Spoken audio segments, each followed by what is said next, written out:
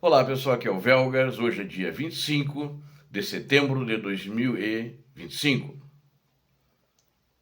A Ucrânia recuperou 330 quilômetros quadrados e mais de 1.300 russos eliminados numa operação, essa operação que é na região, na província de Donetsk, mais especificamente na linha de defesa de Pokrovsk, onde a Ucrânia fez uma série de cercos.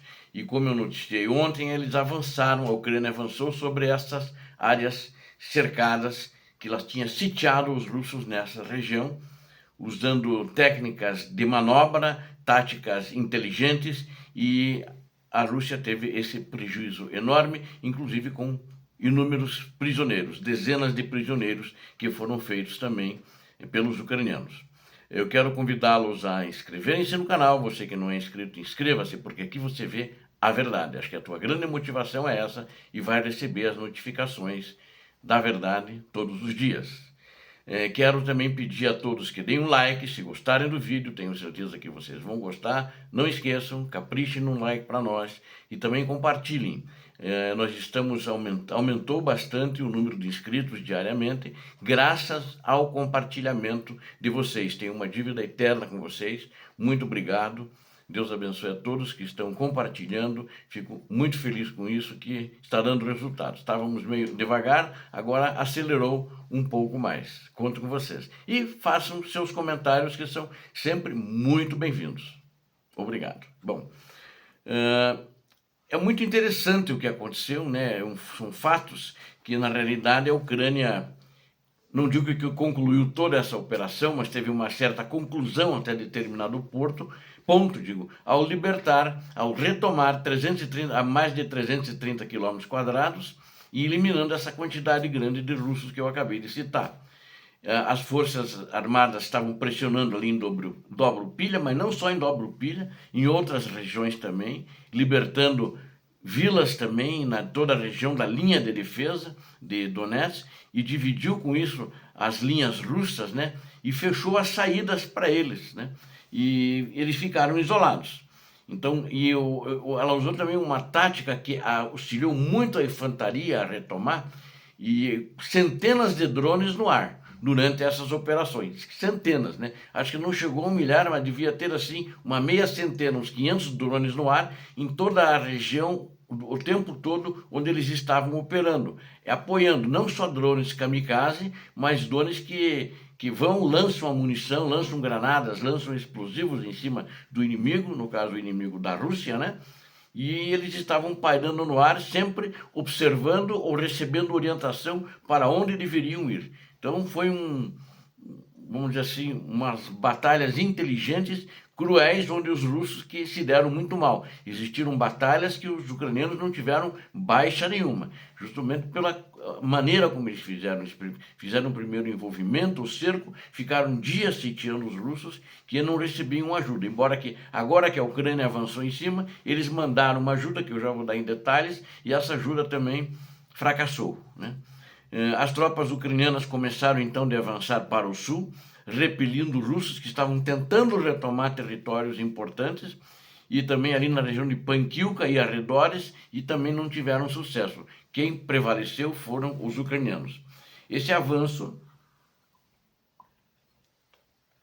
eu diria que ele, pelo que eu tenho observado, pelas notícias e pelas conversas que eu tive, né, com as pessoas na Ucrânia, foi graças ao trabalho intensivo dos operadores de drones ucranianos, que estão ali diuturnamente trabalhando 24 horas por dia para detectar, destruir os movimentos das tropas russas. E como resultado, as forças terrestres ucranianas, elas conseguiram avançar. E o primeiro, o corpo de Azov, né? É um corpo de exército. O corpo de exército de Azov confirmou que as unidades ucranianas, inclusive, haviam tomado e limpado completamente a cidade, a vila de Pankivka. A Rússia tentou conter isso. Ela enviou 4 unidades de infantaria e um regimento de fuzileiros navais para a região, de uma maneira urgente. Mas acho que eles não planejaram, mandaram sem planejamento. Eles chegaram meio desordenadamente, Eles vieram com a missão de atacar os reforços ucranianos que estavam fazendo esse trabalho, e em movimento, então a Ucrânia acabou frustrando os esforços dos ataques bem-sucedidos, que foram feitos com ataques bem-sucedidos dos drones ucranianos que perseguiam os soldados russos, e os seus sobreviventes iam se rendendo. Inclusive, os sobreviventes nessas regiões sitiadas acabaram se rendendo. Grupo de assalto de motocicletas russo também foi interceptado, foi destruído antes mesmo de chegar à linha de frente onde a Ucrânia estava operando nessas zonas sitiadas, ou seja, ela ficava de olho no reforço russo que vinha, que ela detectou o reforço russo, e também os drones também ficavam acompanhando as operações no avanço da Ucrânia para recuperar território onde as tropas estavam sitiadas, as tropas russas. Inclusive, uma van de suprimentos foi atingida diretamente, mas aí a Ucrânia atingiu a van, sabia que era logística, mas não sabia o que era. Aí, quando viu, um drone lançou um explosivo, né, contra o drone, e aquele drone, e a caminhonete, essa van, virou uma bola de fogo, porque estava cheio de munições e armamentos, suprimentos que transportava para repor munição, onde os russos estavam com pouca munição. Ou seja, a caminhonete incendiou, virou bola de fogo, e os russos que estavam esperando a munição tiveram que se entregar porque não tinha mais bala para colocar na agulha. Essas táticas ucranianas, somadas ao hábito da Rússia de negar permissão para a retirada de soldados cercados, agora produziam um terceiro grupo de tropas russas presas no maior cerco até o momento, sem suprimentos ou saída. O problema da Rússia é o seguinte: ela não autoriza, você não pode recuar, você só pode avançar. Né? E eles estavam sitiados, eles pediram permissão, podemos tentar recuar, rompeu? Não, não pode. Está indo o reforço. O reforço foi também destruído, né? Isso ajudou, não é que eles todos morreram, não, mas não deixaram eles avançar, eles tiveram que recuar nesse caso, né?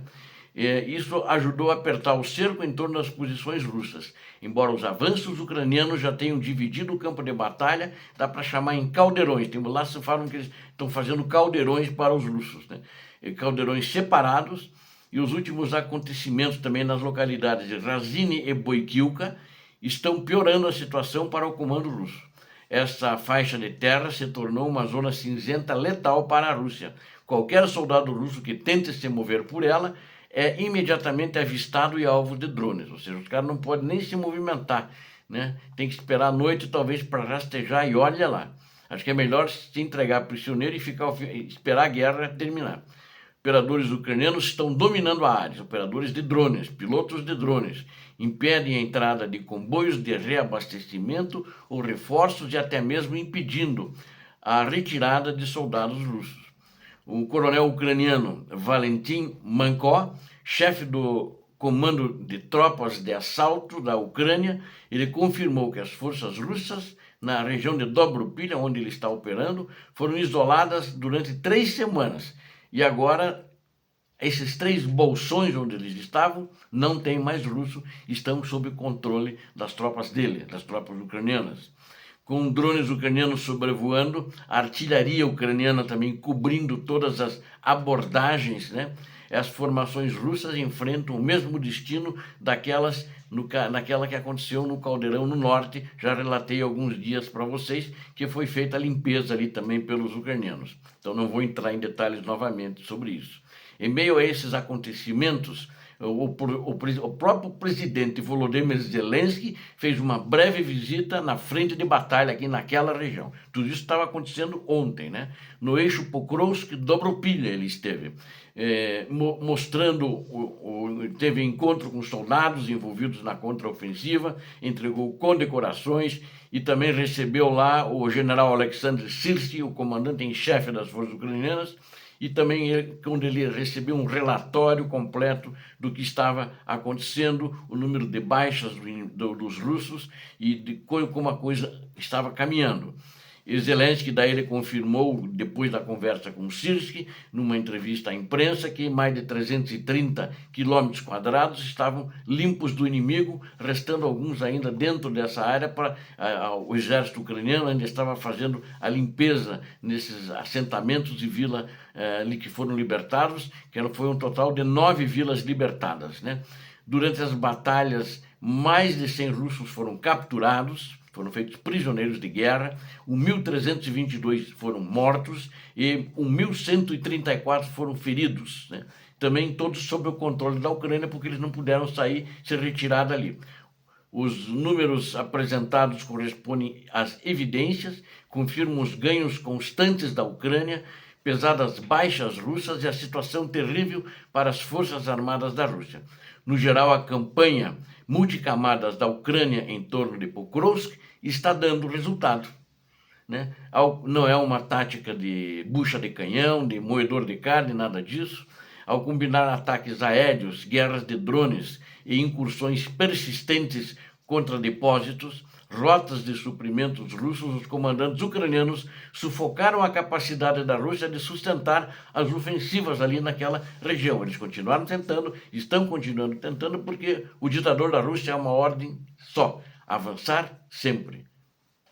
Né, vão morrer ou vão ficar prisioneiros. A escassez de munição, a logística interrompida e as reservas esgotadas dos russos deixaram as suas unidades incapazes de consolidar e até mesmo manter as suas posições. O resultado é mais território sendo retomado para a Ucrânia e mais bolsões isolados de soldados russos que são abandonados pelo ditador, pelos seus generais, pelos seus comandantes de unidade, deixados e abandonados para a morte. Para a Rússia, cada tentativa de reforçar essas posições condenadas simplesmente alimenta mais tropas nas zonas de abate ucranianos. É assim que eles agem com o seu pessoal, não tem consideração pela vida dos próprios russos, dos próprios filhos da Rússia.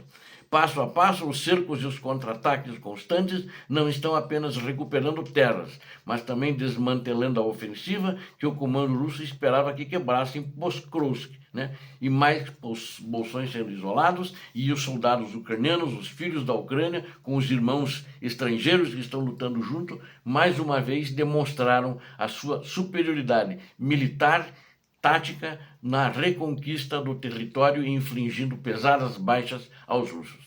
Obrigado a vocês que assistiram a este vídeo. Eu conto com vocês, inscrevam-se no canal. Conto com o like de vocês, é importante. Conto com a inscrição também, vocês sempre vão ver a verdade aqui, garanto isso para vocês. E também conto que vocês vão compartilhar, que vão continuar, que estão assim ajudando muito o canal. Eu fico muito feliz com isso, eu tenho certeza também, estou muito mais motivado para apresentar cada vez mais qualidade nos vídeos do canal. Deus abençoe a todos vocês, Deus abençoe a Ucrânia, Deus abençoe o Brasil. Paz e bem, paz para toda a humanidade.